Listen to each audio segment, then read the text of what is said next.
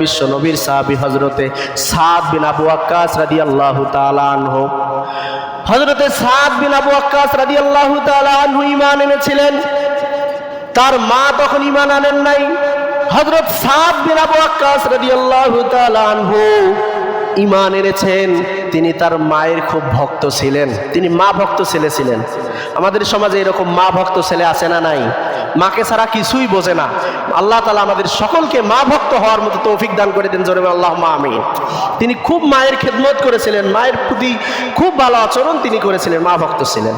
তার মা বেঈমান ছিলেন, কাফের ছিলেন। তিনি আমাদের নবীর প্রতি ঈমান এনেছে, আল্লাহর কালেমা পড়েছে। সাদ বিন আবু ওয়াক্কাস রাদিয়াল্লাহু তাআলা আনহাকে তার মা বললেন, ওগো বাবা, তুমি ঈমান এনেছো কেন? তুমি ঈমানটাকে ছেড়ে দাও, না হলে আমি তোমার মা না খেয়ে থাকবো, আমি কিছুই খাবো না তুমি যদি ঈমান না ছাড়ো। হযরত সাদ বিন আবু ওয়াক্কাস রাদিয়াল্লাহু তাআলা আনহু তার মাকে বললেন, লা তাফআলিনা ইয়া উম্মু ইন্নী লা আদাউ দীনি হাদা লিশাইইন। মা, আপনি শুনে রাখেন, আপনি যদি কিছু নাও খান তারপরে আমি ঈমান ছেড়ে দিতে পারবো না। আল্লাহু আকবার বলবেন না? সাদ বিন আবু ওয়াক্কাসের মা তারপরে বললেন, ঠিক আছে। তার মা 2 দিন ধরে না খাওয়া কিছুই তিনি খান না, 2 দিন ধরে কিছু খায় না। তার মা শরীরটা অসুস্থ হয়ে গেল, শরীরটা রুগ্ন হয়ে গেল। সাদ বিন আবু ওয়াক্কাসকে তার মা বললেন, ওগো আমার বাবা, এখনো বলো তুমি ঈমান ছাড়বা কিনা?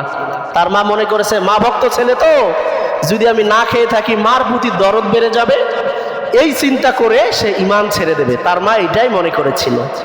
সম্মানিত প্রিয় উপস্থিতি, প্রিয় হাজিরিন, সাদ বিন আবু ওয়াক্কাস রাদিয়াল্লাহু তাআলা আনহু তার মাকে বললেন, ওগো মা, তুমি 1 দিন 2 দিন কেন, 100 দিন পর্যন্ত তুমি যদি না খেয়ে থাকো আর তোমার জীবনও যদি চলে যায়, আল্লাহ তাআলা তোমাকে যদি 100টা জীবনও দান করে, 100টা জীবন দান করার পরে যদি 100টা জীবনও যদি তোমার চলে যায়, মা ভক্ত সাদ বিন আবু ওয়াক্কাসের চুল পরিমাণ দুঃখ লাগবে না, তারপরেও কশিন কালেও আমি ঈমান ছেড়ে দিতে পারবো না। সুবহানাল্লাহ বলবেন না? এটা হচ্ছে সাদ বিন আবু ওয়াক্কাসের ঈমান। সম্মানিত প্রিয় উপস্থিতি, সম্মানিত প্রিয় উপস্থিতি, প্রিয় হাজিরিন, তারাও তো ঈমান এনেছে, কিন্তু তারা দেখেন ঈমানের পরীক্ষা কিভাবে দিয়েছে।